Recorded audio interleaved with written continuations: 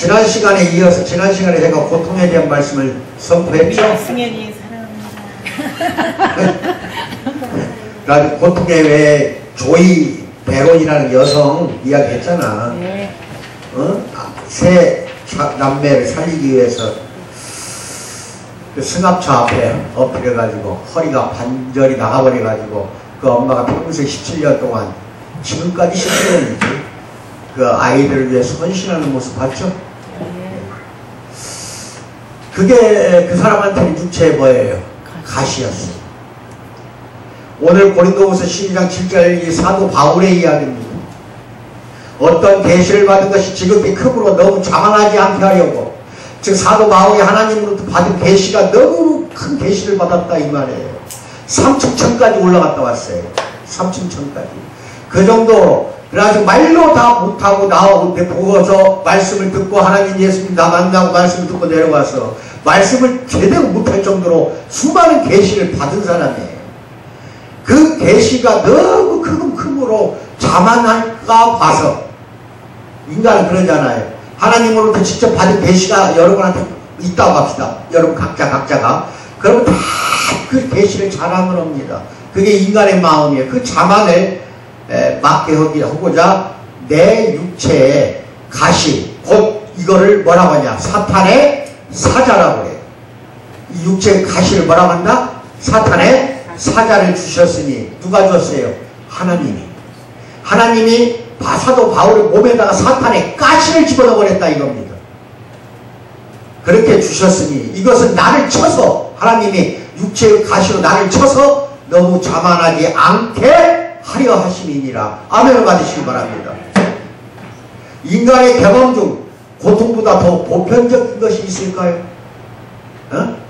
그리고 그 고통을 바라보는 시각보다 더 소중하고 중요한 것이 있을까요? 그 고통 속에서 사는 사람들 상상도 못합니다. 그 고통이라는 것이 이루 말할 수가 없습니다. 이루 말할 수가 없습니다.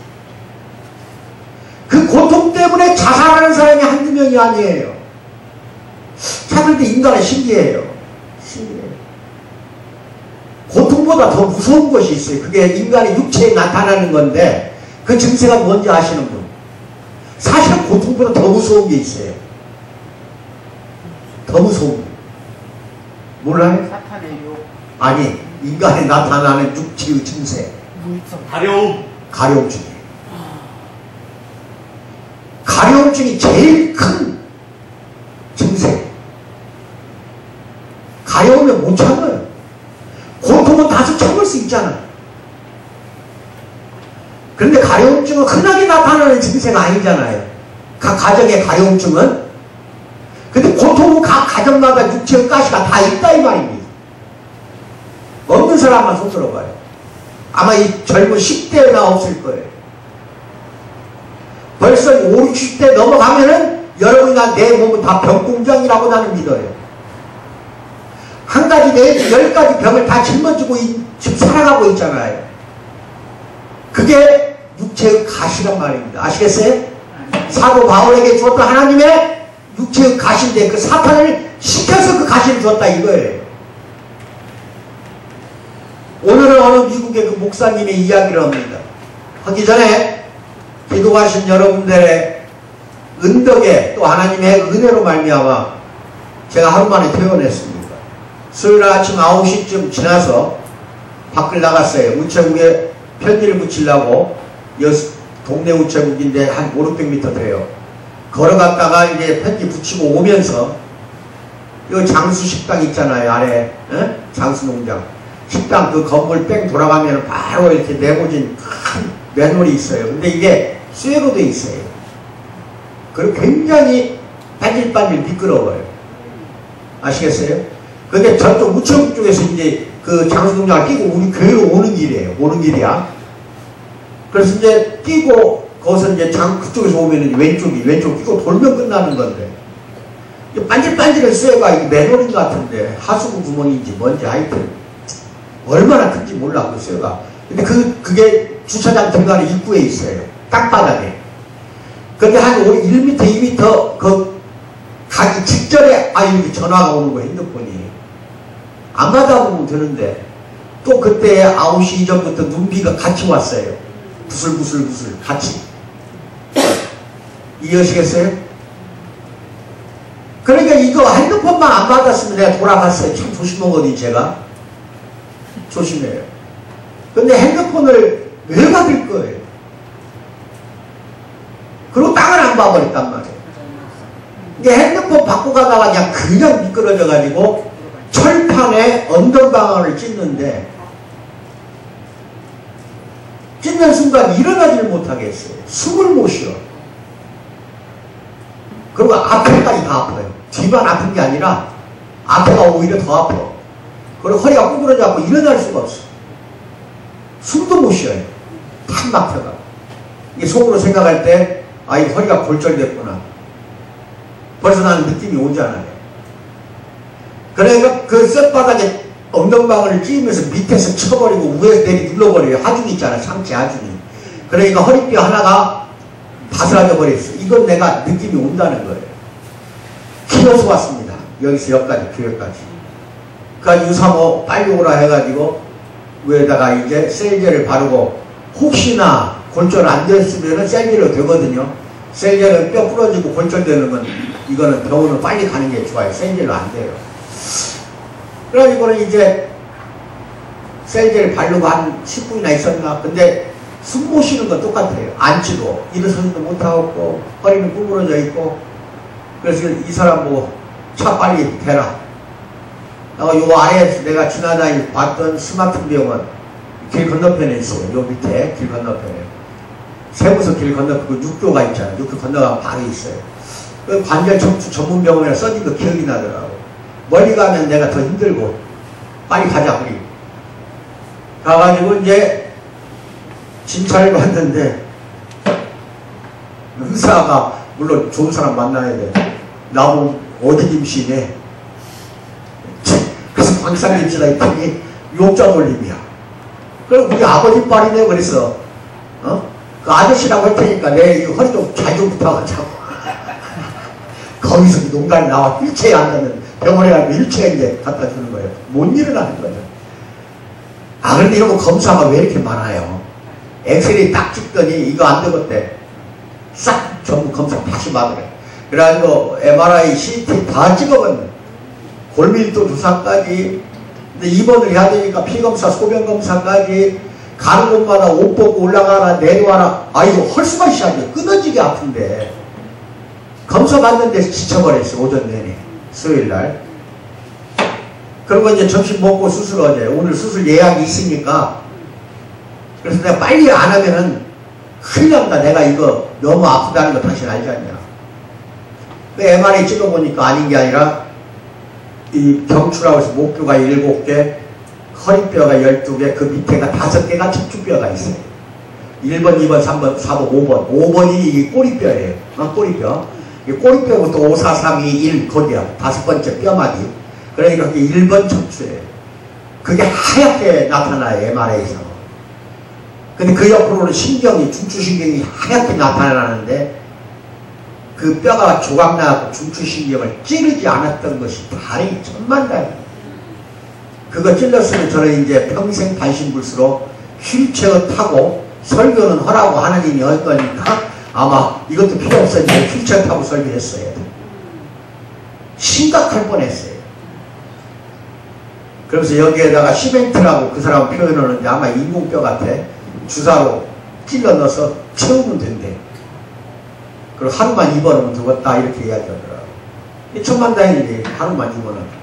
그래가지고 병실에 있는데 얼마나 아픈지 몰라. 하여튼 누워있지도 못하고 끊어지게 아픈 거예요. 끙끙 앓다가 이제 내 순서를 기다리는 거잖아. 그러니까 다른 사람 수술 끝나고 또 다른 사람 또 수술인데 그 막간에 나를 집어넣어 버리더라고. 막간에. 왜냐면 내 수술은 집어넣는 거니까 30분이면 된대. 이 구멍 맞춰 구멍을 2개 뚫어요. 한 구멍에다 기다란 뭐 파이프 같은 걸 집어넣어가지고 거기다 채우는 거예요. 그러니 아주 넣는 즉시 굳은 단단한 시멘트처럼 되는 거야, 뼈가. 그리고 한쪽 구멍을 또 뚫어갖고 옆에 또 채우는 거야. 뭔 말인지 알아요? 그리고 구멍이 지금 2개 뚫려 있는 거 지금 한 바늘씩 꼬매놨더라고. 그러고 나니까 그냥 아픈 것이 싹 없었죠. 아픈 것이. 숨쉬기도 편하고. 아시겠죠? 예. 수요일날 입원해서 목요일날 11시에 퇴원했습니다. 근데 어떻게 알고 목사 몇 사람 왔다 가고 우리 교인도 몇 사람 왔다 갔어요. 소문도 안 냈는데 벌써 알아? 감사하죠? 기도해 주셔서 감사하고. 그래서 하나님 그 기도를 듣고 신경은 건들지 않도록 사탄의 사자를 시켜갖고 그게 사탄이 하는 짓이에요. 어떤 사람은 당신이 실수해서 그런 것이지 무슨 사탄 핑계대냐. 아니에요. 질병이나 고통을 주거에 두는 건 다 사탄이에요. 구약성경에 있죠. 욥기. 하나님이 사탄을 내려보내서 이렇게 온갖 고통을 다 주잖아요. 이게 고통이 왔다. 육체에 가시가 있다. 하면 이거 사탄의 사자라고 봐야 돼요. 평생 바울은 가지고 갔어요. 그 고통을. 나는 그 고통이 지금 이제 많이 좋아져요. 이 복대 찼거든. 그러니까 바지를 입질 못해. 그래서 못된 바지 입었으니까 이해하셔야 돼. 와이셔츠도 못 입어. 이렇게 해서 지금 아주 그냥 임신 9개월이야. 아주 그냥 복대 차고 있으니까 이해하시고.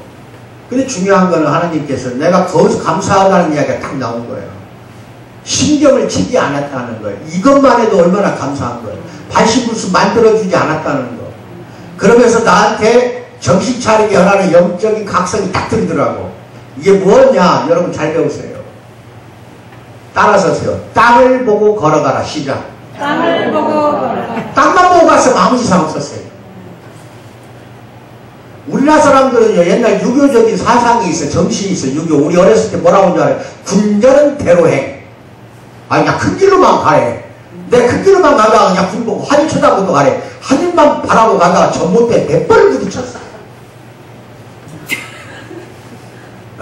하늘 바라보고 가는 게 아니라 인간은 땅을 쳐다보라는 거야. 그것이 하나님이 그게 주신 음성이에요.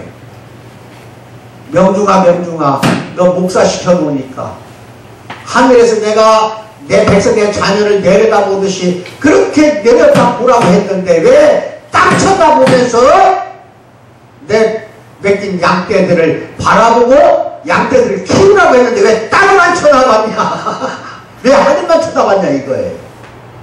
우리가 하늘 바라본다. 이거 다 해요. 누구든지. 하나님 바라보는 것은 누구든지 잘합니다. 아시겠어요? 근데 그 시각을 가지고 하나님의 음성을 듣고 땅을 쳐다본 사람은 별로 없어요.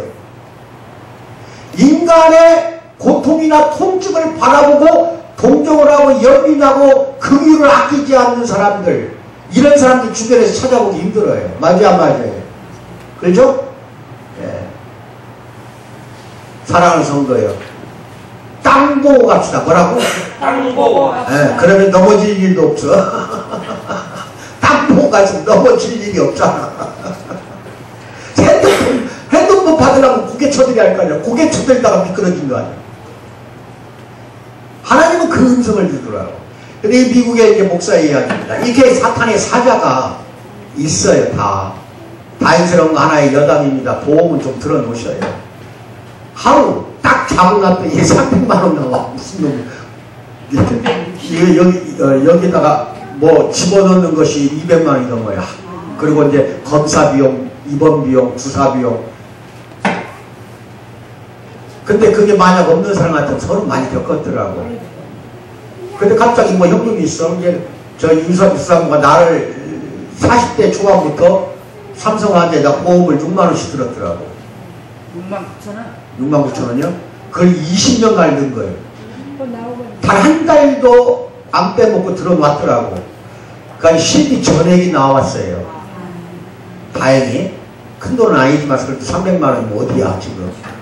근데 20년 동안 병을 한 번도 입원한 적이 없거든요. 제가 처음 써먹은 거예요. 내년 그게 좋은 보험인데 9월에 끝난대. 그럼 내가 얼마나 손해보는 거야. 어? 그런 생각이 또 들어. 인간 욕심이. 내년 9월에 끝나니까 그럼 얼마나 타냐. 일단 100만 원 타면 많이 탄대. 아이 미치겠네 이거. 그러면 뭐 한 3천만 원짜리 들어가서 그냥 입원을 해버렸으면 하는 생각이 들더라고요. 이것도 인간의 탐욕이란 말이야. 그래야 그래. 제가 300만 원 써먹고 20년 동안 보험 낸 거야. 근데 그 돈 낸 거, 내 돈이 다른 사람에게 쓰였다는 거. 아시겠어요? 다른 환자에 쓰였다는 거. 그게 좋은 거 아니에요? 이런 생각도 해봤습니다. 자, 어느 미국의 목사 이야기 그대로 읽어나가는데 말씀 페이퍼를 보든지 이거 스크린을 보세요. 읽어나갑니다.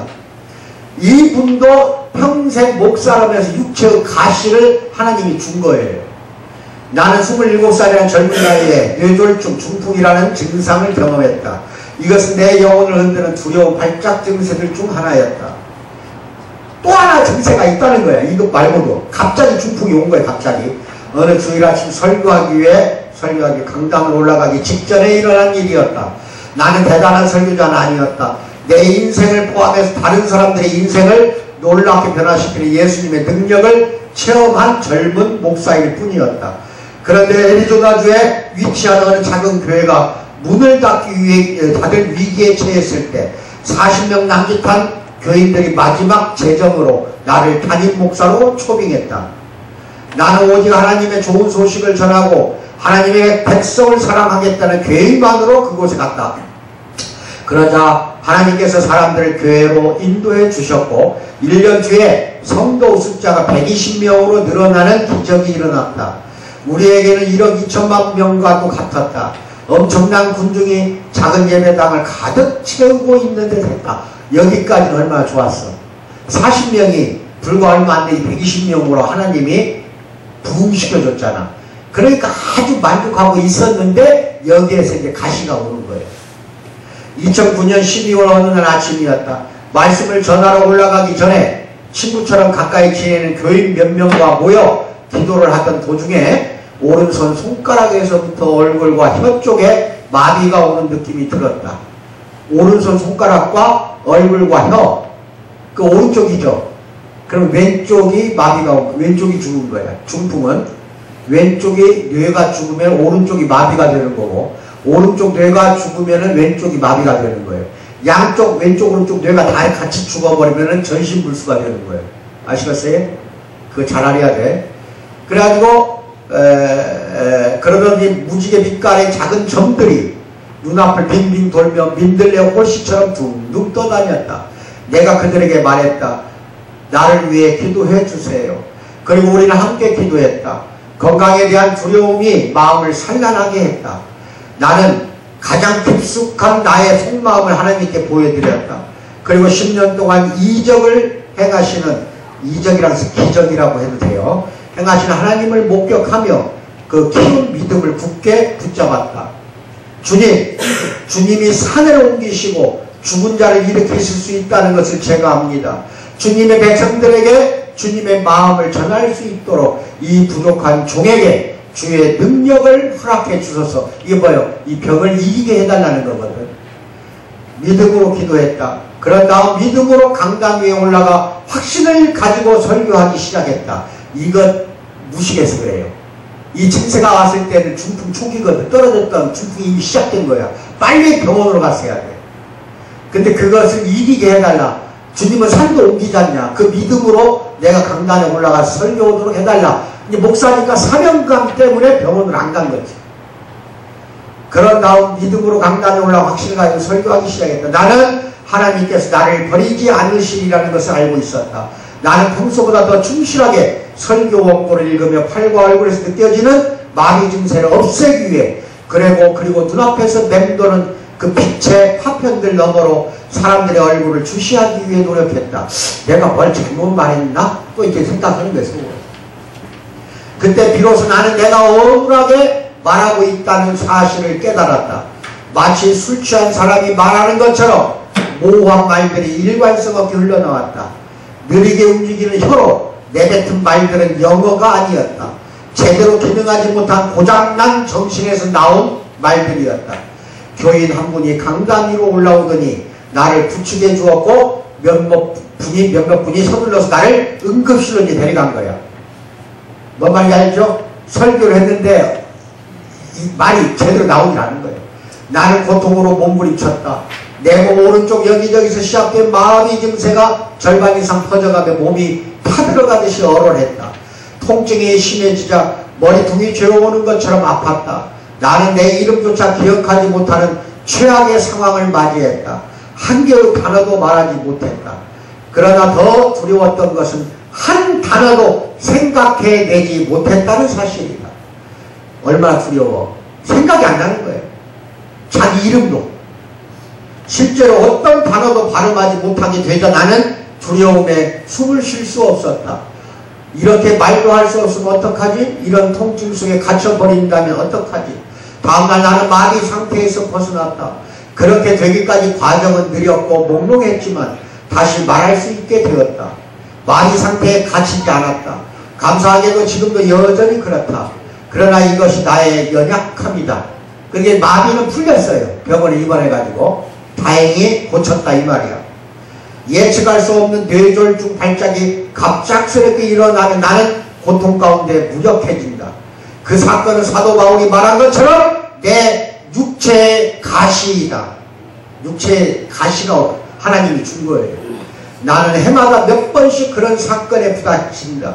사실 이 며칠 전에도 극심한 발작이 일어나서 거의 3주 동안 정신이 흐릿하고 혼란스러웠다. 지금부터는 이제 중풍이 아니에요. 발작성 편두통이 생겨버린 거예요. 편두통 한쪽 뇌가 쪼개지는 고통이 오는 거예요.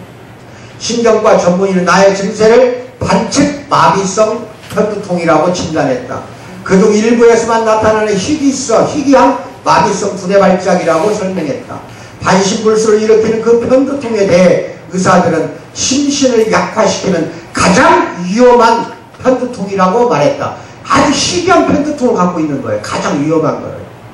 그걸 1년이면 수십 번 오는 거예요. 편두통이. 어쩌면 이 병은 내가 어릴 때 알았던 가와사키병 때문에 생긴 혈관 손상인지도 모르겠다. 나는 의사에게 물었다. 완전 마비가 오는 뇌졸중으로 발전한 이렇게 편두통이 완전 마비가 오는 뇌졸중으로 발전할 가능성도 있는가요? 물었어요. 그래서 의사가 뭐라고 그래? 드물긴 해도 그렇게 되기도 합니다 하고 답을 했어요. 나는 생각했다. 힘이 드는 말은 아니네. 내가 소수의 편두통 환자들에게서나 나타날 수 있는 병 때문에 지금까지 불운을 겪고 있는 거잖아 하고 이제 속으로 생각했다. 그때 의사가 계속 말했다. 우리가 할 수 있는 최선의 발작을 예방하고 발생 횟수를 최소화하는 약을 찾기 위해 노력하는 것입니다. 고칠 수 없다는 거예요. 내가 소망하던 확신도 아니었다. 나는 말하지 못했을 때의 상실감과 마비 상태에 갇혀버리면 어떡하나 하는 두려움을 의사가 가라앉혀 주기를 바랐다. 그런 걱정은 터무니없고 어리석은 것이라고 말해주기를 바랐다. 그런데 의사는 그런 말 대신에 내가 꼼짝없이 그런 상태에 갇힐 가능성이 매우 높다고 했다. 이렇게 이야기를 한 거예요. 첫째, 오늘 이 시간에 육체의 가시가 돋는 그 순간에 대한 것을 짚어봅시다. 당신도 이런 가시를 가지고 있을 것이다. 여러분이나 나는 다 한 가지의 육체적인 가시가 또는 10가지도 될 수가 있어요. 가지고 있을 것이다. 어쩌면 암이라는 질병이 당신들의 가시일지도 모른다. 혹은 학대로 인한 상처, 어렸을 때 학대받은 상처, 또는 절단된 사지, 팔다리, 또는 사랑하는 사람의 죽음 때문에 황폐해진 영혼이 당신의 가시일지도 모른다. 근데 육체의 가시만 생각하지 말고 정신적인 거, 영적인 가시도 있다는 거예요. 그 가시는 신체만 제한된 건 아니다 이 말이에요. 최근에 겪은 사업상 실패나 손실이 될 수도 있고 우울증, 탈진, 불안, 또 누군가와의 당교, 절교, 실직으로 인한 공허함이 되기도 한다. 그리고 우리 친구들의 영혼의 살갗에 박힌 가시의 목록은 그렇게 계속될 수가 있다 이겁니다. 이게 영적으로 육체적으로 가시가 계속된다는 거예요. 사도 바울은 이 가시 때문에 끊임없이 고통을 당했다. 그는 가시에 대해 말하면서 괴롭히다, 토먼트라는 단어를 썼어요. 얼마나 지긋지긋하면 괴롭힌다고 그렇게 말했을까. 성경에서 바울은 영웅이에요. 바울 사도가 영웅이죠. 그는 신약성경에 많은 부분을 썼어요. 신약성경이 27권입니다. 아시겠어요? 27권 중에 13권을 사도 바울이 썼으니까 거의 반절을 썼어요. 반절을. 신약성경 반절을 사도 바울이 썼다니까. 그런데 평생 육체의 가시 때문에 고통 속에서 괴롭힘을 당하며 살았다 이겁니다. 하나님도 사도 바울을 크게 사랑하셨어. 그러나 바울은 만성적인 육체적 고통을 겪으면서 살아갈 수밖에 없었다 이겁니다. 물론 그 고통이 잠시 잠깐이고 천국이 기다리고 있다는 것은 알고 있었어. 그러니까 참을 수 있지. 천국이 가까우니까. 하지만 그렇다고 매일매일 육체가 느끼는 한시간 한순간 느끼는 고통을 아우성 소리에 절규 소리에 침묵할 수 있는 것은 아니지 않냐 이 말이에요. 그러나 바울은 마침내 자신의 육체의 가시에 대해 하나님께 드디어 나중에는 감사를 드리게 됐고 심지어 나한테는 육체에 가시가 있다 하고 자랑스럽게 이야기를 했다 이 말이에요. 자랑하세요. 우리도 사도 바울과 같은 그 길을 걸어가야 됩니다. 다같이 고린도후서 12장 9절 10절 같이 봉독 시작. 나에게 이르시기를 내 은혜가 네게 족하도다. 이는 내 능력이 약한 데서 온전하여짐이라. 그러므로 도리어 크게 기뻐함으로 나의 여러 약한 것들에 대하여 자랑하리니 이는 그리스도의 능력이 내게 머물게 하려 함이라. 내가 약해요. 그 예수님의 능력이 나한테 머물러 있다 이 말이에요. 인지하셨어요? 지난주 설교도 그거예요. 하나님의 내 약함과 하나님의 능력과 힘이 합쳐지면 핵폭탄이 된다고 내가 그랬잖아요. 내가 약할 때 예수님 하나님의 능력이 나한테 있는 거라니까. 그러니까 사도 바울은 자기의 연약함, 자기의 육체의 가시를 자랑하고 기뻐하고 감사했다는 겁니다. 아멘을 받으세요. 그러므로 내가 그리스도를 위하여 약한 것들과 능력과 궁핍과 박해와 공고를 기뻐하노니 이는 내가 약한 그때 어떻게 된다? 강하게 된다. 약한 그때 왜 강하게 돼? 내 안에 예수의 능력이 들어와버렸기 때문에 강해졌다 이 말입니다. 아멘을 받으시기 바랍니다. 나는 바울이 고통 속에서 비틀대고 허우적거린 뒤에 비로소 그런 놀라운 믿음에 이르렀다고 생각합니다. 나도 육체의 가시에 대해 하나님께 감사드리지 못한 순간들이 많았다 이거예요. 그러니까 엊그저께 수요일날 넘어지면서 감사합니다 하나님 이 소리가 안 나오더라고. 나도 그래. 그게 나와야 하거든. 왜? 죽진 않았습니까? 그렇게 생각하면은 감사합니다가 툭 튀어 나와야 되는데 그 소리가 나오는 게 아니라 좀 미끄러진 그 바람에 욕부터 나오더라 이거야. 이 썩을 놈들이 여기다가 철판을 왜 깔아놨냐 이거야. 그 자동차 출발 입구에 더군다나 사람 다니는 보도블록에 말이가 돼? 그러면 주인하고 따지려고 건물주 불러내려고 별놈 생각 다 했거든. 여러분이랑 나랑 똑같아요. 감사드리는 순간들이 감사 못 드리는 순간이 얼마나 많았어. 그런데 어떤 그리스도인들이 생긋 웃으면서 나한테 또는 여러분에게 육체의 가시로 고통받고 병원에 입원했을 때 뭐라고 그래? 하나님의 능력이 약한 데서 온전해집니다. 이렇게 그냥 어떤 그리스도인들은 쉽게 나한테 위로만 해주는 거예요. 목사님 병원에 입원하면 목사님이 그렇게 약한 데서 하나님 온전해지잖아요. 하나님 능력이 나타나서 온전해지려고 합니다. 물론 위로 말은 되겠지만 쉽게 말한다 이 말이야. 고통 가진 사람한테는 그게 위로 말이 안 될 수도 있다 이 말이에요. 뭔 말인지 알아요 몰라요? 마치 고통 당하지만 하나님의 능력을 향해 나가는 것은 아주 쉽다고 그렇게 이야기하는 것처럼 들린다 이 말이야. 무슨 말인지 알겠죠? 그러나 내 경험은 그렇지 않았다. 나는 내 몸에 있는 가시 때문에 몸부림치며 많은 질문을 쏟아냈다. 여러분이나 나나 지금 같은 질문을 할 거예요. 하나님한테 하나님의 능력이 약한 데서 온전해진다는 이 주장이 그냥 귀여운 카드에 적힌 문구일까? 이 주장이 그리스도인들이 암송하는 진부한 표현인가?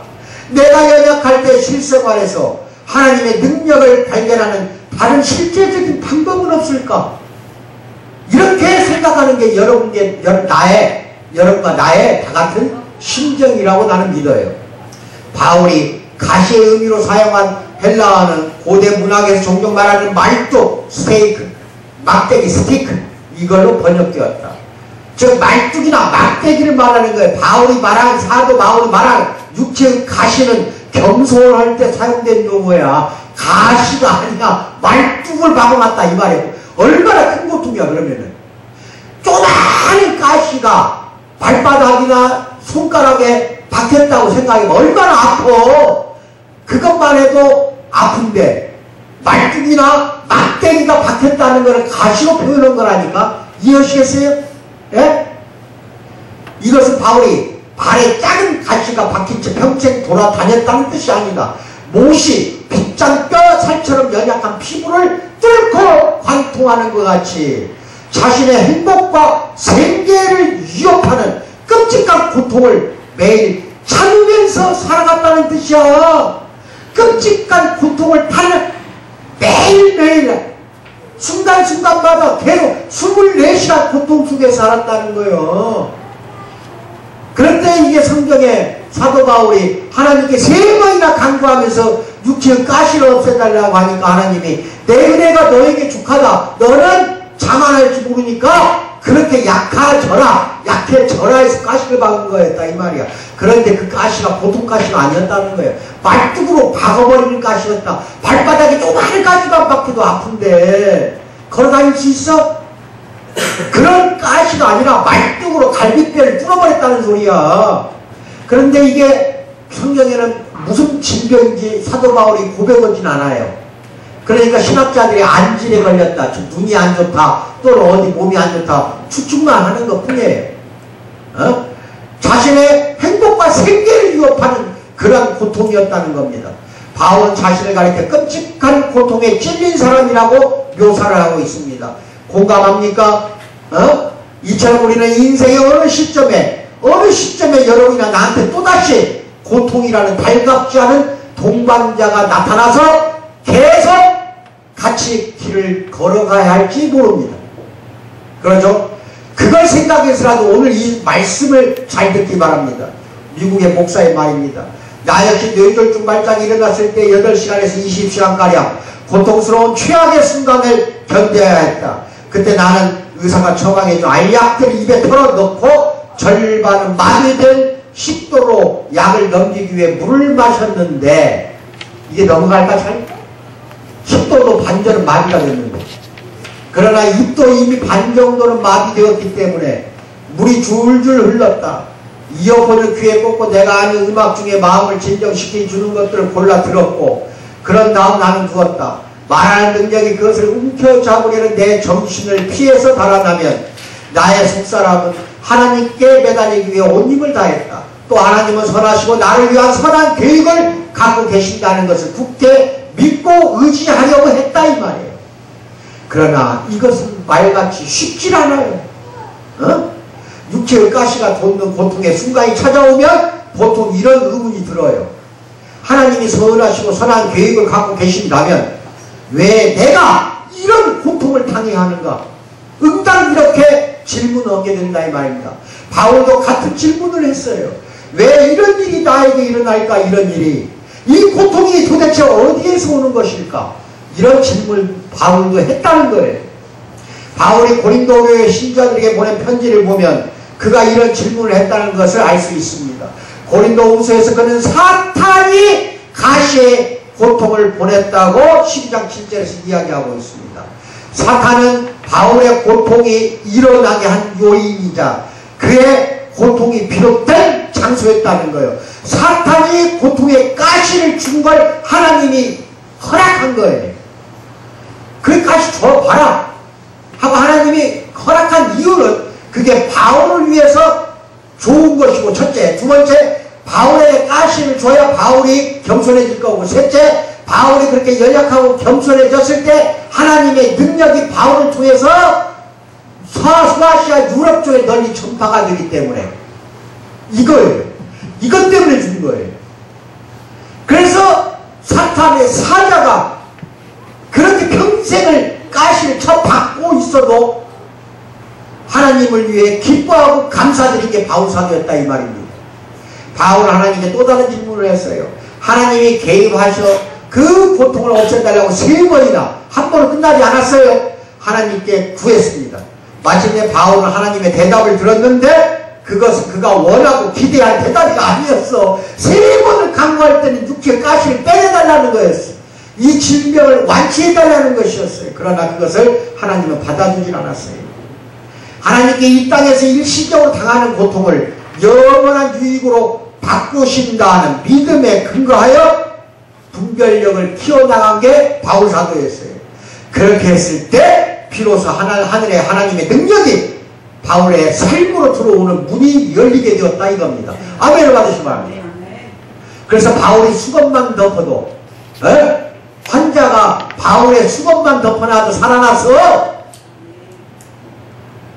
2, 3층에서 떨어진 유두고가 죽어버렸어요. 죽은 유두고를 말 한마디에 바울 사도가 살려냈어. 육체의 가시가 있었기 때문에 하나님의 능력이 나타났다 이 말입니다. 아멘을 받으시기 바랍니다. 바울은 자신의 욕구, 즉 즉각적으로 치유해달라는 자신의 욕구보다는 하나님의 계획, 일시적인 고통을 통해 하늘의 능력을 경험하는 것이 더 믿음직하고 신뢰하다는 것을 바울은 선택했다는 겁니다. 그러니까 바울의 가시가 바울의 삶의 하늘의 초자연적인 능력을 받아들일 수 있는 길을 열어줬다 이거예요. 여러분이나 나는 육체에 가시 있죠. 그게 하나님의 초자연적이 들어오는 문이 된다는 거야. 그 가시와 그 고통이 나한테 성령의 능력이 더 부어서 들어올 수 있는 문을 활짝 열어주는 역할을 한다 이겁니다. 그래서 감사하고 기뻐하십시오. 그래야 능력이 들어와요. 이것은 하나님께서 모든 인류의 역사에서 하나님의 백성의 유익과 하늘의 영광을 위해서 끔찍한 사탄의 악을 바꾸시는 일을 하고 계신다는 걸 보여주는 하나의 작은 그림이에요. 우리가 인생의 고통 때문에 불행해진다고 믿기보다 하나님께서 선하시게 일하실 것을 믿을 때 하나님의 목적에 맞게 우리를 변화시키는 그 일을 하신다 이걸 믿는 사랑하는 성도 되기를 주님의 이름으로 축원드립니다. 두 번째 하늘의 능력입니다. 바울은 자신의 만성적인 육체적 고통에 대해서 사탄의 사자를 주셨으니라고 했습니다. 이 구절서에 사용된 게 포먼트라는 단어는 진행형입니다. 이게 뭔 말이냐면은 육체의 가시라는 게 한번 박히면 그때만 아프고 끝나는 게 아니라 지금도 현재 진행형으로 진행되고 있다는 거예요. 사탄을 사자가 계속 괴롭히고 있다는 거예요. 실제 우리 몸에 가시가 박힌 채 계속 움직인다면 살갗에서 피가 날 거고 마찬가지로 우리가 인생을 살아갈 때 우리 몸에 박힌 인생의 가시들이 움직이면서 새로운 고통과 의문을 일으킨다 이겁니다. 어쩌면 당신도 다음과 같은 질문을 쏟아낼지 모릅니다. 나 역시 내가 사랑하는 사람들이 이런 여러 질문을 쏟아내며 울며 소리치고 속삭이는 걸 많이 들었다 이겁니다. 나보다 먼저 내 아이가 죽어서 어떻게 이런 일이 일어날 수가 있지? 또는 옳은 일 하려고 노력했는데 왜 점점 더 고통스럽지? 또는 사랑하는 사람을 다시 데려올 수 없다는 것은 알지만 왜 이렇게 고통스러운 거죠? 또는 경솔한 10대 소녀도 파티에서 임신하는데 왜 나는 임신을 못하나요? 또는 왜 나는 나를 도와줄 의사 한 명도 제대로 만나지 못하는 걸까요? 또는 왜 하나님과 상관없이 사는 사람들이 나보다 훨씬 더 편안하게 살죠? 하나님을 믿는 신자인 나보다 믿지 않는 불신자들이 어떻게 저렇게 편안하고 복되게 사느냐 이 말이에요. 이런 의문 많이 가졌죠. 솔직히 이야기해봐. 미국의 목사님의 또 다른 이야기입니다. 이 중에 병이 낫도록 모든 믿음을 발휘했겠지만 어눌하게 말할 수밖에 없었던 그 순간에 내가 쏟아낸 질문들도 있다.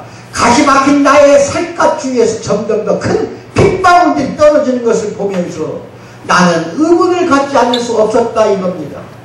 12월의 어느 그날 아침 하나님 왜 나를 버리셨을까?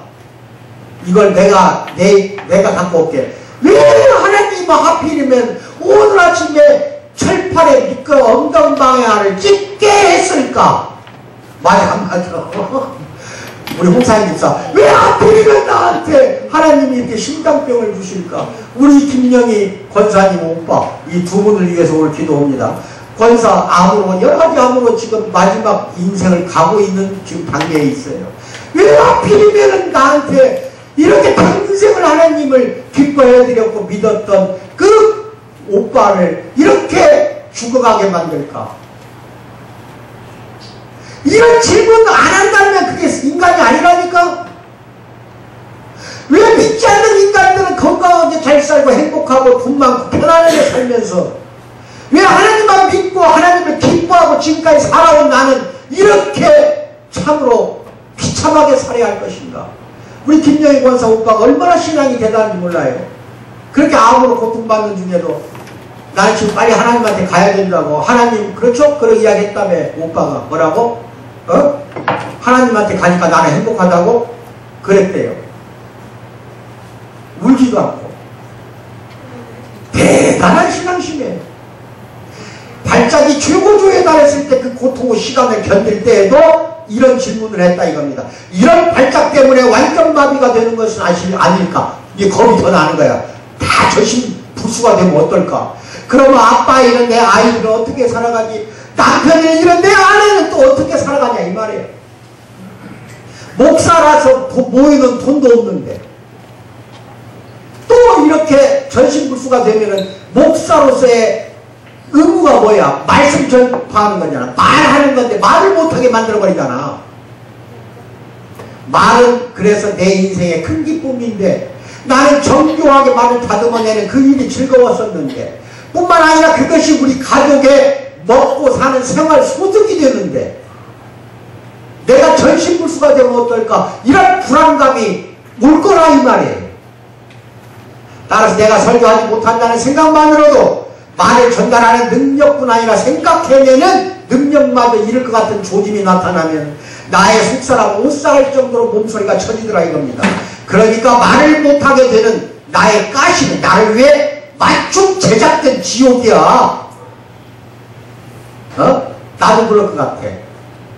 하루 한 시간도 말 못하게 나를 하나님이 해버린다면은 아예 나한테 말 못하게 하나님이 그렇게 만들어버린다면은 나를 위해 안성맞춤으로 제작된 지옥을 준 거라니까.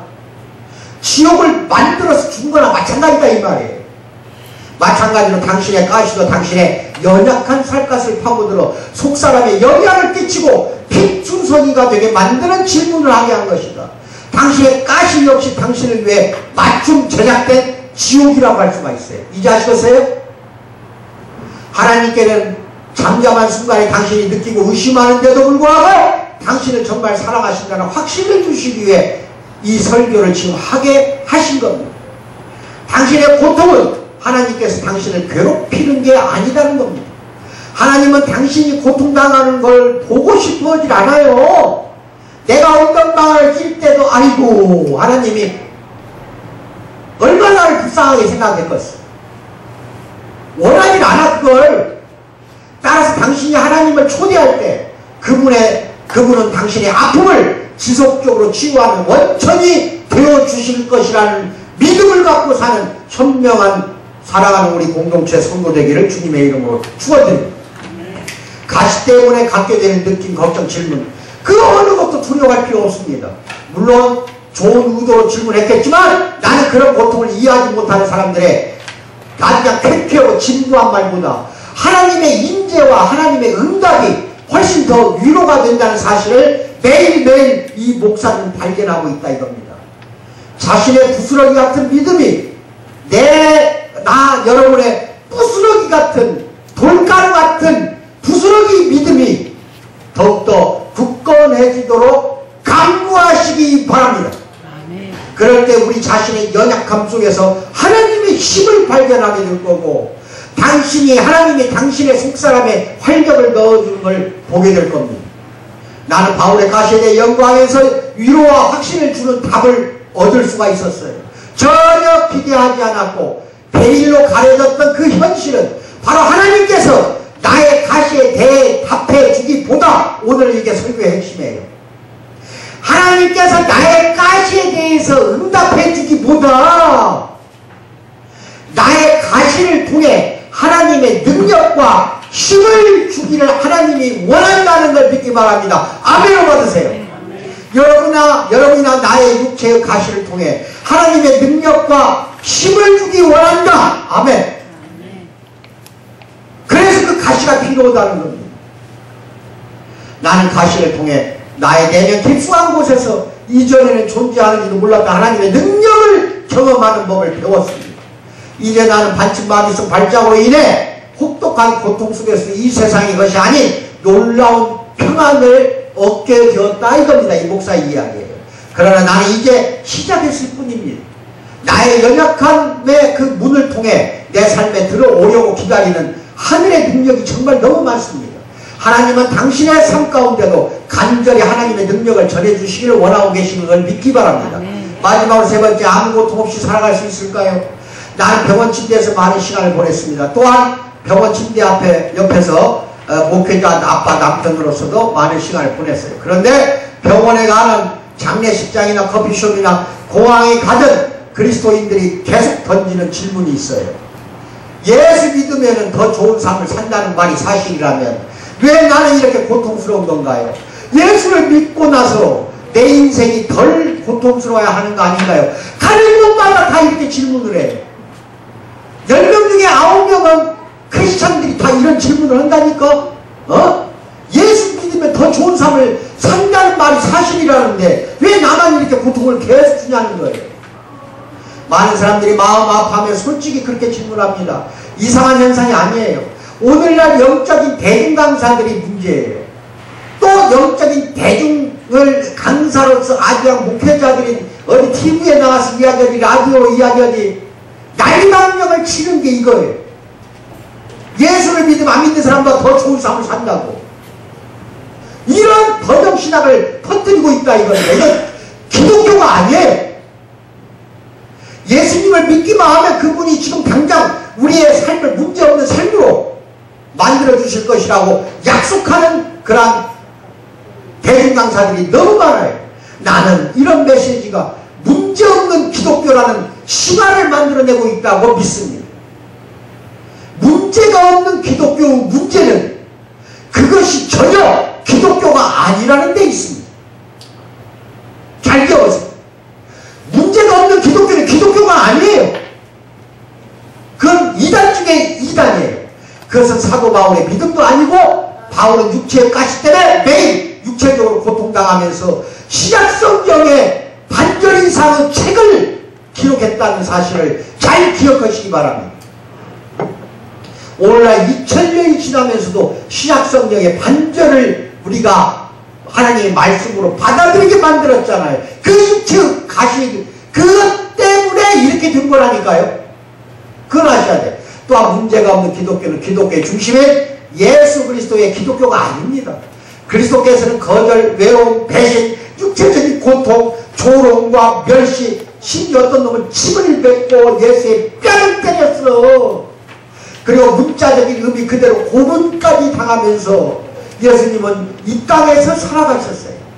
나 역시 육체적인 고통을 직접 지금도 겪고 있었고, 목회자로서 다른 사람들의 슬픔의 바위 저편으로 안내하며 여러 가지 체험도 많이 했어요. 그러면서 나는 지금 당장 아무 고통 없이 살아갈 수 있다는 달콤하지만 껍데기뿐인 약속보다는 예수님의 해결책이 더 든든하고 오래 지속된다는 사실을 깨달았다는 겁니다. 예수님의 우리의 아픔을 아십니다. 그분은 해변에서 열대음료로 홀짝거리면서 코카콜라 빨면서 이 땅의 삶을 마무리하지 않았어요. 극도의 고통 속에서 절규하셨고, 로마의 고문수단 십자가에 매달려 온몸에 피를 쏟아내셨고, 그렇게 숨이 멎어 죽음을 맞이하셨어요. 예수님은 우리의 아픔을 몸소 다 짊어지고 돌아가셨습니다. 그렇기 때문에 아프다는 것이 어떤 느낌인지 살아계시는 예수님이 그걸 다 알고 계신다는 걸 믿기 바랍니다. 바울은 하나님께서 매우 사랑하신 선택받은 백성 중 한 사람이었습니다. 그러나 그는 극심한 고통으로 몹시 괴로워하며 살았습니다.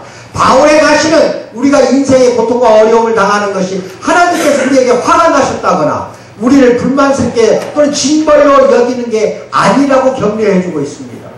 예수님은 상상할 수 없는 고통을 당하셨어요. 그러나 하나님은 예수님을 향해 뭐라고 말해? 고통당한 예수님을 향해서 하나님이 마태복음 3장 17절 이른데 사랑하는 아들이요 내 기뻐하는 자라 그랬어요. 상상도 못하게 죽어가는 자기 아들을 두고 십자가에 온갖 못 박힌 창으로 찔려서 피뿐만 아니라 물까지 다 쏟아하고 죽어가는 자기 아들을 안다 이 말이야. 앞으로 그렇게 될 거 안다 이 말이에요. 그런데도 불구하고 뭐라고 말해? 이는 내 사랑하는 아들이요 내 기뻐하는 자라. 그것이 하나님이 기뻐하는 하나님의 계획이고 목표라 이 말이에요. 우리의 육체적인 가심을 사탄 사자를 보내서 허락하게 한 것도 하나님이 기뻐하는 바라 이 말이에요. 아멘 하시기 바랍니다. 하나님의 마음을 전하는 위대한 설교자 중에 빌리그레 목사 있어요. 그 사람 살아있어 지금도. 죄를 아무리 많이 지었어도 무슨 짓을 했어도 당신이 누구이든지 간에 하나님은 당신을 사랑한다는 믿기 바랍니다. 이 설교의 목적은 문제없는 기독교라는 거짓말하는 사람이 너무 많아요. 너무 많아요. 이제 더는 인생이 힘들다고 하나님의 사랑을 의심하지 마십시오. 하나님의 위로가 가장 필요한 그때 그분이 그것을 못마땅해 하실까봐 두려워하지 마십시오. 하나님의 힘이 가장 필요한 시점과 상황에서 우리는 하나님의 힘을 발견하기 시작해야 하며 지금이 바로 그 시간이라는 걸 믿기 바랍니다. 우리는 우리의 인생에 깨어진 돌조각을 맞춰가면서 살고 있습니다. 끝없는 하나님의 사랑으로 악에서 선을 이루시는 하나님의 능력으로 입증된 하나님의 약속들로 죽음에서 생명을 고통에서 자유를 가져다 주시는 초인적인 하나님의 능력으로 돌조각을 이어 맞춰가면서 나머지 여생을 살아가는 우리는 순례자입니다. 당신에게는 무기력한 삶을 그냥 견디는 것보다 더 큰 소망이 있습니다. 당신이 살아야 할 인생이 있습니다. 그 인생의 모험을 함께 해야 할 누군가가 있습니다. 계속 전진해야 할 목적과 목적지가 있습니다. 소망이 있습니다. 매일의 힘과 평생의 힘이 있다는 걸 믿는 사랑하는 성도가 되기를 주님의 이름으로 축복드립니다. 기도합니다. 사랑의 하나님 아버지 참으로 감사합니다. 하나님 아버지 참으로 우리 사랑하는 성도들 모두가 다 육체와 영혼의 가시를 다 지니고 있다는 거 믿습니다. 이 육체에 가신 하나님이 그거를 통하여 하나님의 능력과 하나님의 힘이 우리에게 들어오는 문이며 통로임을 알게 해주신 은혜에 감사드립니다. 이로 말미암아 사도 바울처럼 일생을 남은 여생 살아가는데 부끄럽지 않도록 도와주시고 성령으로 역사 인도하여 주실 줄 믿고 감사드리며 예수를 받들어 기도하옵나이다. 아멘. 이 시간에는